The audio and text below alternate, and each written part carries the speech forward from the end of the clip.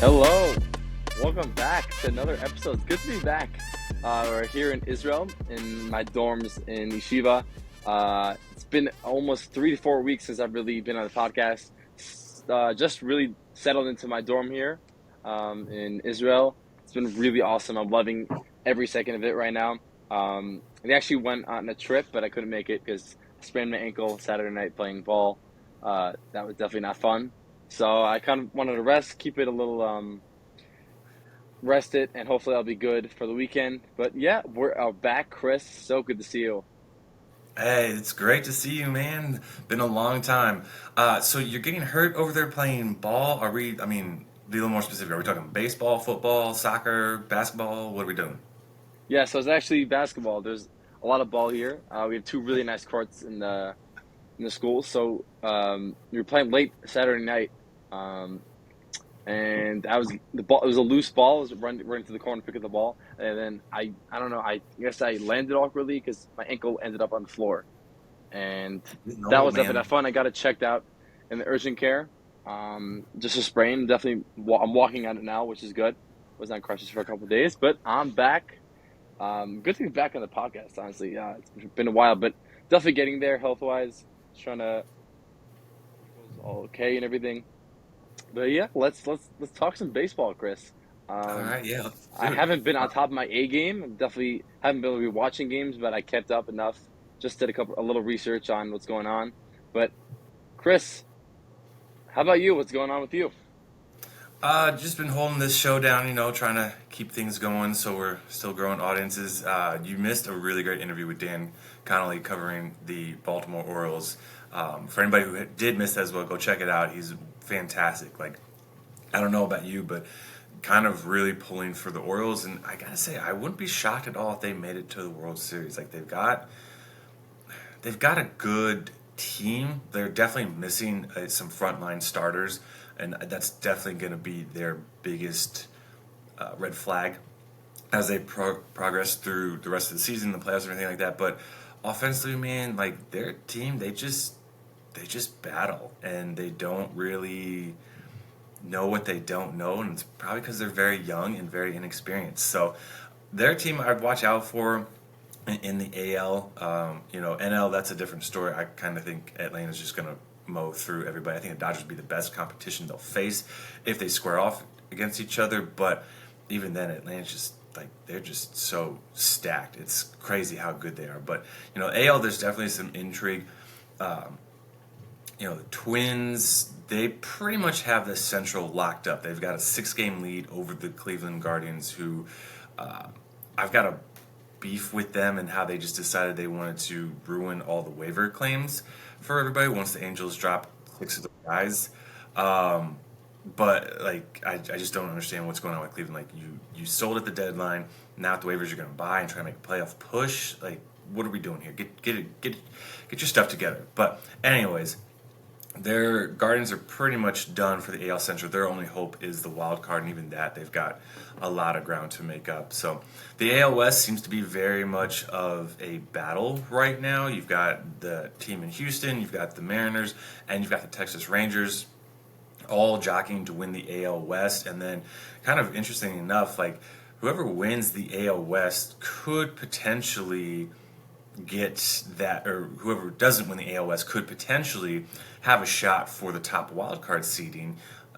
In the AL, Tampa Bay is currently got that spot locked up, but they're only a few games, a handful of games ahead of Seattle as was it? I think it's like 7 games. There's a 7 game difference or whatever that could be made up if Seattle decides to get their act together. But more than likely, you're probably going to have Baltimore be the 1 seed, Tampa Bay be the top wild card seed, and then you've got the winner from the AL West is going to be the 2 seed, and then whoever the second team is that comes from the AL West is going to be your second top wild card team, and then from the third spot, it's really going to be up for grabs. There are a handful of teams that have a pretty good shot at the top ones right now, the Texas Rangers and your Toronto Blue Jays, but we can't really count out Boston, they're kind of hanging around a little bit. They could make it in. They've really got to step up their game though, as they're like currently 5 games back. But they're within contention. And then this team in New York that I think you might be familiar Oh with. baby, they they're 6.5 we back, coming.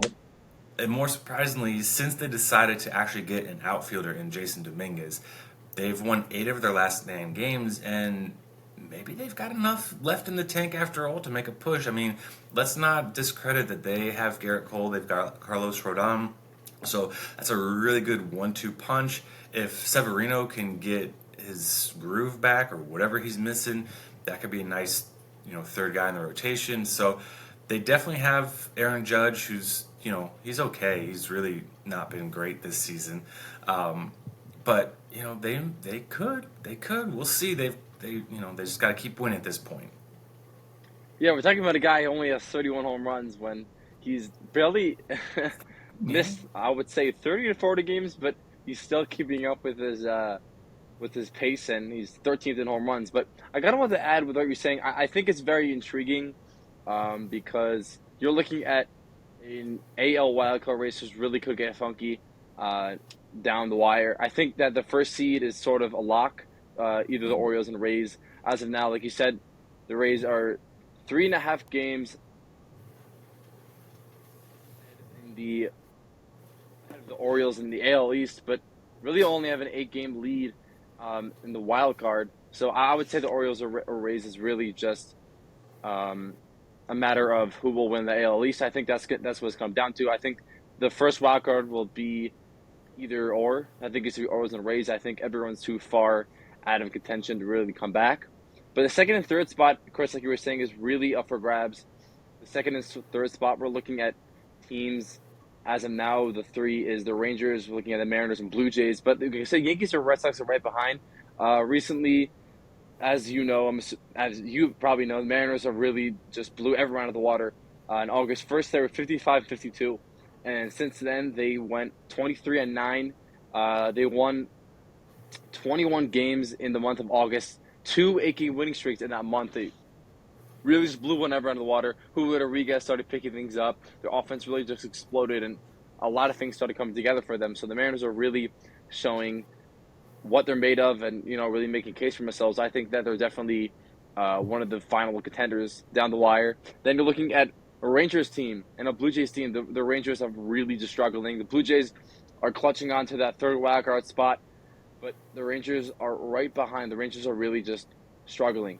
They're 3-7 in the past 10 games, which included a 3-game sweep of the Astros. That was pretty tough. They allowed 39 runs while scoring just 10 runs in that series. The Rangers have really just been blown up recently. I think it was last night, the night before, Scherzer really got blown up as well. So they really have to start picking things up if they want to keep their spot. But I think it's really going to come down to just positioning, not positioning, just scheduling wise. I think that these teams really need to start if they want to secure the spot. You're looking at teams like the Red Sox and Yankees, Yankees keep on winning. Red Sox have been struggling recently. They dropped 2 out of 3 against Tampa, took 2 out of 3 in KC the series before, but got swept in Houston before that. And the schedule for the rest of the season in Boston, it's pretty tough. You're looking at the Orioles, then the Yankees, then Toronto and Texas. So the White Sox, the Rays, and then Baltimore, a 4-game series at home. So the Red Sox really have a tough schedule for the remainder of the season. But when you're looking at teams like the Orioles, the Mariners, the Blue Jays, and the Rangers, these are just teams that really need to start wrapping this up if they want to hold off teams like the Yankees and the Red Sox who just keep on holding on. We're talking about a Yankees team. Just talk about the Yankees, my squad a little bit. This is a team that really needs to be some sort of speculation. They're streaking. They're 5-0 in the month of September. 6.5 games out of the wild card. They've won 3 series in a row, including a 3-game shocking sweep in Houston, which is the first time since 2013, which was the final series in 2013. I think really since they called up their younger talent, there's really been a change of pace in just the Yankees. They've just been playing a completely different brand of baseball. Ever since they called up Jason Dominguez, Austin Wells, Everson Pereira, and Oswald Peraza, even Anthony Volpe, who obviously been up all year, but he now accumulated 2020 season. Um, but although Dominguez has obviously been the most impactful, 3 homers for 21 at bats and a 1.143 EPS, I think the Yankees just have been playing a different brand of baseball with all these young guys. Obviously, Wells and Pereira are newer faces. We've seen Peraza before. He had a 3-hit night last night. Um, but I think Pereira and Wells could be impactful roles in years to come. I think now we're just getting to the adjustment phase where they're just trying to get as much at bats as they can to face major league hit pitching. But the Yankees are just playing a completely different game, and they're just on streaking, and they're definitely a team to look out for. Um, Not to mention Gleyber Torres hitting 333 in the past month. Um, and if you take a look at the Yankees schedule, it's really pretty mild for the rest of the season. So things could really change drastically if the Yankees keep winning. We're looking at the Brewers, then Boston, then the Pirates, then the Blue Jays, then the Diamondbacks, then the Blue Jays again, then the Royals. So I think the biggest series here is obviously the divisional series. There are two series, one in Toronto, and then the Boston series is also huge. So I think those are the three series that the Yankees really need to win, and taking 2 out of 3 in those series is really huge. So that's really where the Yankees need to look, and they're probably gonna be their biggest games in the seasons. I think Pittsburgh and Kansas City should really be easy games to win, but the Yankees, and I just don't never really sure what's going on. It's especially over the past month. It's just been a really weird month for the Yankees. They win some, they lose some, then they go on a crazy streak to open September. So there's a lot of games left to play. I think the Yankees are still in play. The Red Sox are still in play, but I think it's really going to get fun. Yeah, it's definitely a great time of year to watch the playoff races. Gonna go and talk about the Texas Rangers for a bit. They just wrapped up a 3-game series against that team in Houston, where Texas scored a combined, over those 3 games, combined 10 runs. Meanwhile, you have Houston scoring 13, 14, and 12 in each one of those 39. games. They just ran over the Rangers. And it's kind of interesting because, like you said, Scherzer was a guy that went for them. They also had Evaldi, who's had a good season too. And so, like, Texas rolled out, you would say, their top 2 pitchers, and those guys still got destroyed by Houston. So we'll see what Texas can do. They've got, really looking at their schedule, they've got they don't have an easy schedule. They've got 2 series coming up that I would say you could chalk them up for winning those series. And they start with Oakland tonight. They'll play a 3-game series against Oakland, and then after that they'll go to Toronto for a 4-game series, then at Cleveland for a 3-game series, back home for 6 games with a series against Boston, a series against Seattle, and here's their other series that they can win, and that's a 3-game series against the Angels, and then they wrap up the season with a 4-game series against the Seattle Mariners. So there's really only 2 series that I think Texas should be able to, win those series, potentially even sweep. Like, I definitely think they should sweep Oakland, and I think they should take care of the Angels too. But if they went 2-1 against them, I wouldn't be too surprised, considering LA does have some talent there, and they've got this guy named Otani who's supposedly pretty good at Just baseball. some dude. Yeah. Kind of like that dude in Judge or whatever, the Yankees, just some guy. Yeah. Some guys But and names out there. right. Right. So, but Texas does have a very tough schedule because all those teams they faced outside of LA, outside of the Angels and Oakland, they're all competing for the playoffs. Yes, Cleveland and Boston are kind of the lowest ones of the group, but they are still within striking distance of getting that wild card spot. So it's not series that they can take lightly, or just like, hey, you're really out of it or anything like that. So they can't really overlook them. Otherwise, it's going to hurt their own chances at making the playoffs. Currently, they're a half game back of Toronto for that 3rd wild card spot. So again, that series against Toronto is going to be huge for them because it'll help with tiebreakers or anything as well. But looking at schedules, it's gonna be, it's really gonna be a big factor. There's gonna be, I don't want to say a lot of scoreboard watching, by these teams, but there is kind of going to be like I can imagine these teams are going to be paying attention to what's going on around them. Looking at Toronto, they're going to open up a 3-game series against Kansas City. So if you think that Texas is going to sweep their series against Oakland, then I think you also have to think that Toronto's going to sweep their series against Kansas City as well. And if that happens, Texas didn't gain any ground. Now they do face off, starting next week, but then Toronto's currently going to be on a doing quick math here, 10-game homestand where they're going to face Kansas City, face Texas, and then face Boston. And then they'll go on a 6-game road trip where they'll face New York Yankees in New York, at Tampa Bay, and then they basically play those two teams to finish out the season. It's going to go a series against New York, series against Tampa Bay, back to the series against New York, and then back to the series against Tampa Bay. So that's going to be a very tough stretch for them. I mean, Yankees, if they can continue this winning streak, they're not going to be going anywhere, and they're going to be playing with a lot to play for too. Come middle to end of September, but that's a little further down the road.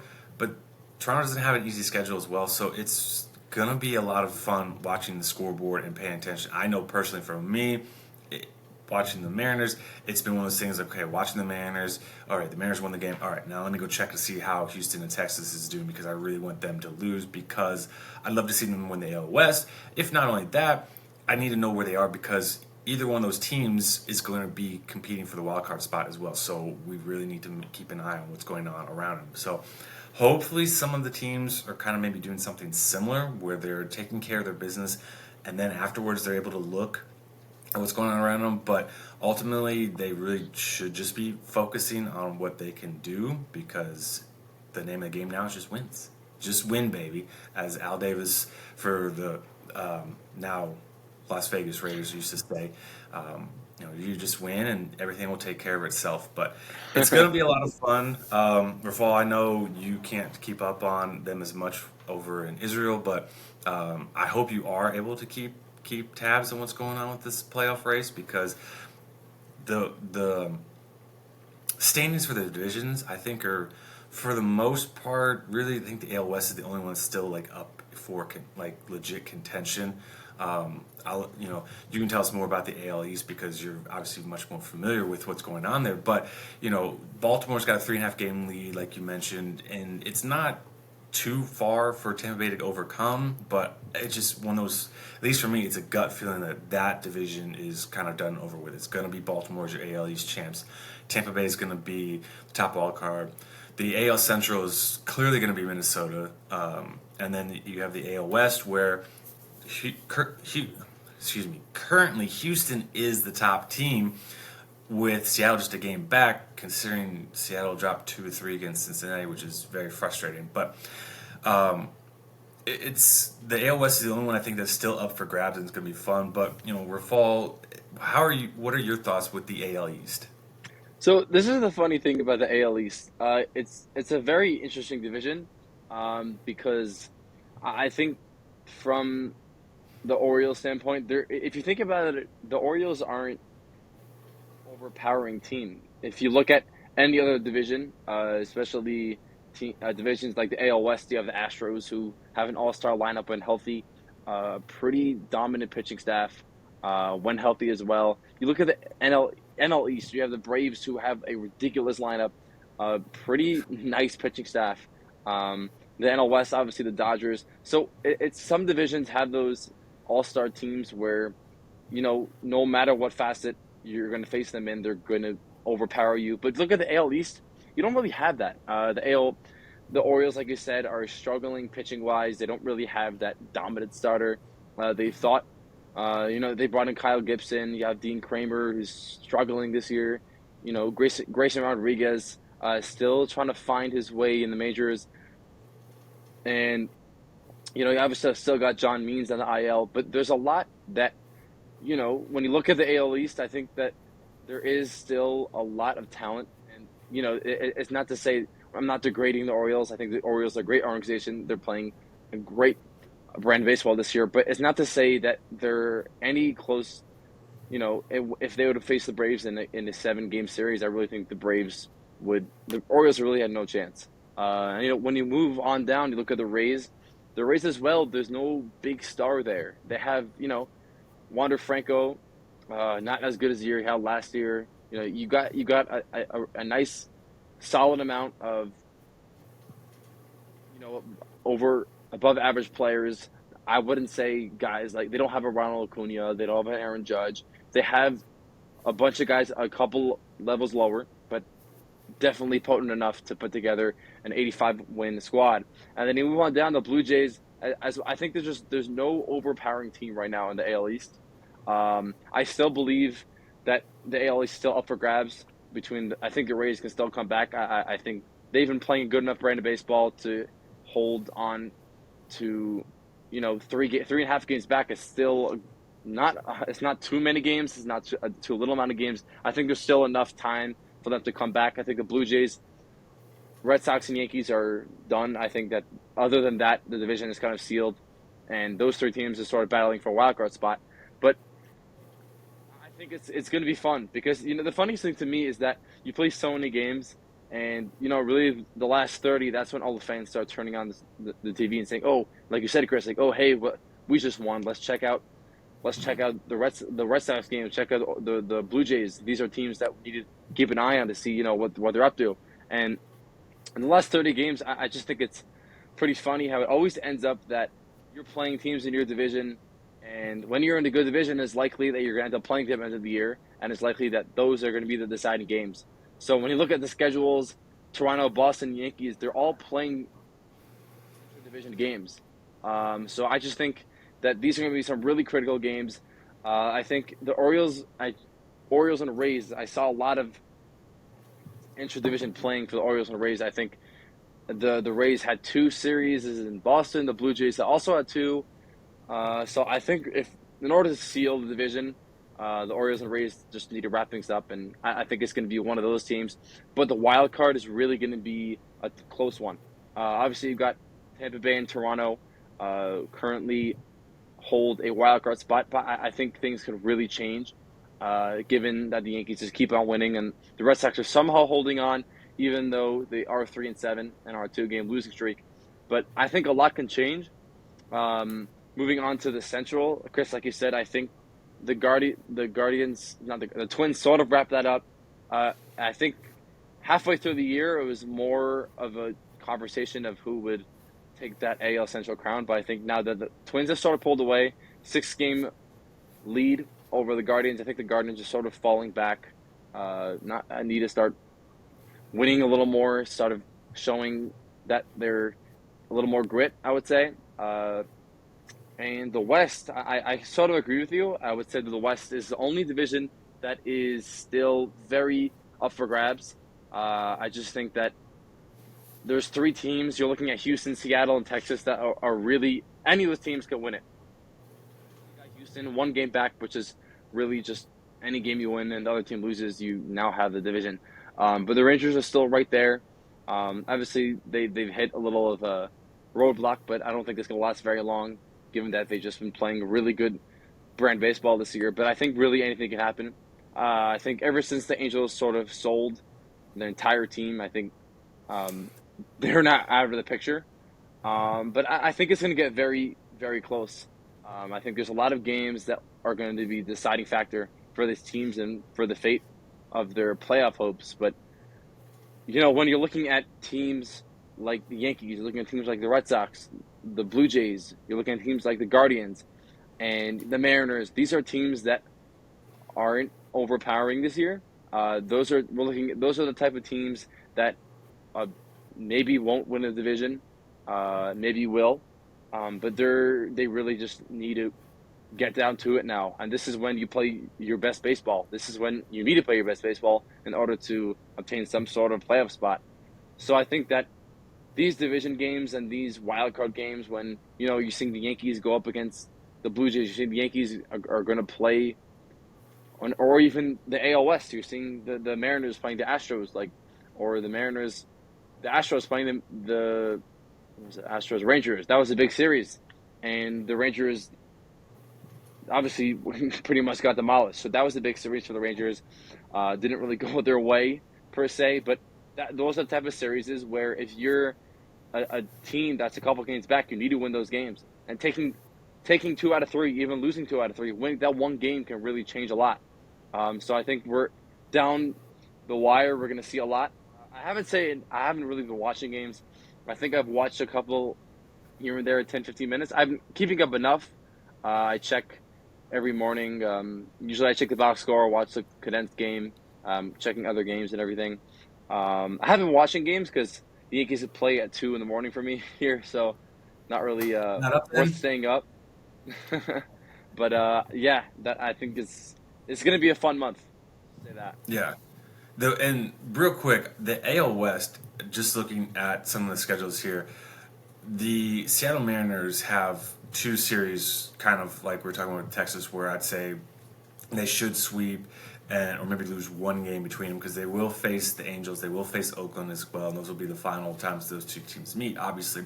But those 6 games are going to be huge for the Seattle Mariners because they are currently going to start a 3-game series in Tampa Bay. So not only is Tampa Bay going to face a quality opponent, but you're looking at these two teams that are potentially going to be battling for that number one wild card seed. Again, Seattle has some ground to make up because they are behind Tampa Bay. But if for whatever reason Seattle's able to sweep, that'd be huge. I mean, that would really cut the lead down some.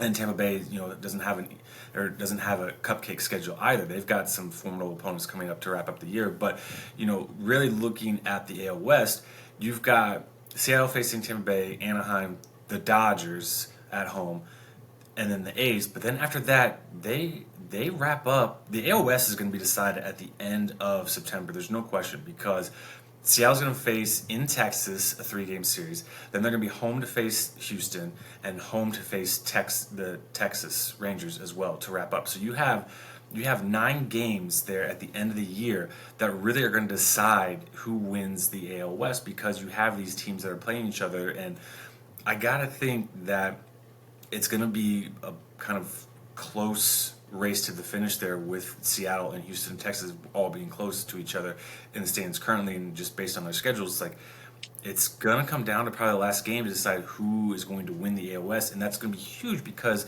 like we talked about, whoever's winning the AL West is going to be the most likely going to be the 2 seed, and the team that finishes second, they're going to be the top wild card team. So trying for teams that are going to be looking and have things wrapped up like a Baltimore or a Minnesota, you're looking at a situation where you can't necessarily start to game plan for who you're going to be facing because you could face the Rangers, you could face Houston, you could face Seattle. So you kind of have to be flexible, but also having multiple game plans and how we're going to handle guys that we're facing. And not only that, it's quite possible that you have these teams, Texas, Houston, and Seattle, having to put their number one starters in critical games to secure these wins to get them the best possible spots in the playoffs, whether that's the 2 seed winning the division or the top wild card.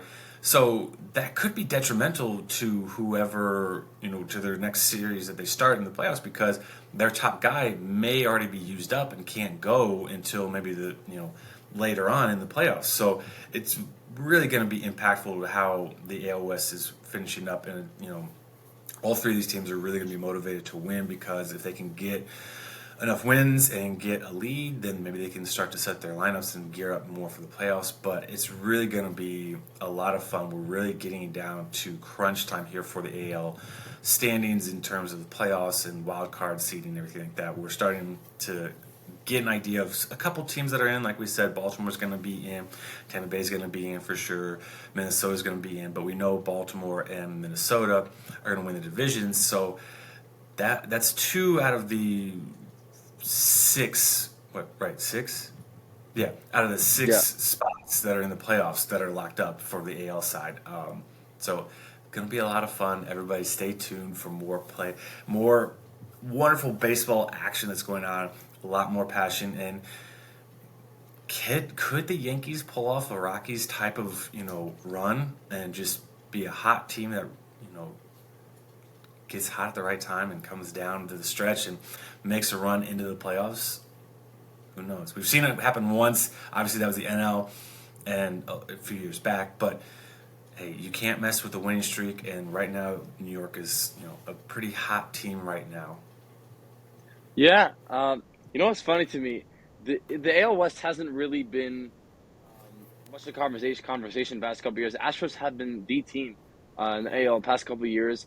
The Mariners have been right behind the past 2 years, 90 plus wins in the past 2 years. 2020, obviously, the Astros were 29, 20, 31. The A's did win that year, but really, the past couple of years, the Astros have been the team in the AL. And ever since the Mariners, the Rangers spent all that money, I think it's been more conversation. And now, really, for the next couple of years, since Verlander left, and I think that a lot of their veterans, especially left. You're looking guys like Jose Altuve left, Vasquez left, Verlander left. I think that a lot has changed for Houston, and now you're looking at younger teams. You're looking at the Mariners. You're looking at the Rangers, who are now more talented, more potent, and definitely can compete like an Astro team that has pretty much been out of reach in the past couple of years and pretty much eaten up the AL West. But I think now it's more conversation now, and in the beginning of next year, and really just the final stretch here. I think it's getting more conversation. It's not just going to be Astros all the way. I think that there's a lot that could happen, and now there's more talent in this division, and there's much more to factor in when you look at the AL West. It's not just Astros. It's Astros, Mariners, Rangers. And obviously the Angels, I think the Angels will come back next year with a little more of perspective. The past couple of years, this year didn't really work out. They tried a couple of one-year guys, which didn't really work out. But I really think that if the Angels end up signing Ohtani, I think that there's a lot that is going to go down the offseason. Obviously, they're going to spend a lot of money, but they do have the capacity to spend that money. I think that if they keep Ohtani, there's going to be a lot changing in Los Angeles, Anaheim. I think that they're going to become more buyers, and I think they're going to go out and try to get guys to win a championship. But as of now, we just got to watch and see. We got to wait. There's a lot that's going to unravel the past couple weeks. Hopefully, I can make it next Thursday. I just realized it's easier because I actually have off on Fridays. So it might be easier just to stay up late Thursday night and podcast with you. But on to Chris. Yeah, that would be great to have you back. Definitely we'll be in touch in terms of scheduling these podcasts and everything like that so you can join. But, everybody, that's pretty much going to do it for today. We'll obviously talk about the NL playoff races at another time. But, for everybody that's out there that's following along, keep track of Rephael as he's over in Israel. I haven't seen him too much on Twitter, but, that's all right. I actually got rid of Twitter. Oh, okay. I'm sure he's got better things going on anyways. But, for everybody that's out there, keep following us. Tell your friends about it. Share us. You can find us on YouTube. You can find us on Apple Podcasts. You can find us on Spotify. Follow me on X at C_Phillips_13. You can follow Rephael on X at, you want to give your Twitter handle? Oh, REPHAELN 613. I don't have it on my phone right now, but I'll check every couple of weeks. If you guys want to hit me up, follow me, definitely respond back to you. Yeah, interact with us. We'd love to chat with you about baseball. There's a lot going to be happening here over this month. So until next week, guys, have a great and wonderful day. And Rephael, rest that ankle. You're getting old, man. Stretch beforehand, get some icy hot, all that stuff on there and get better. But we will talk to you guys all later.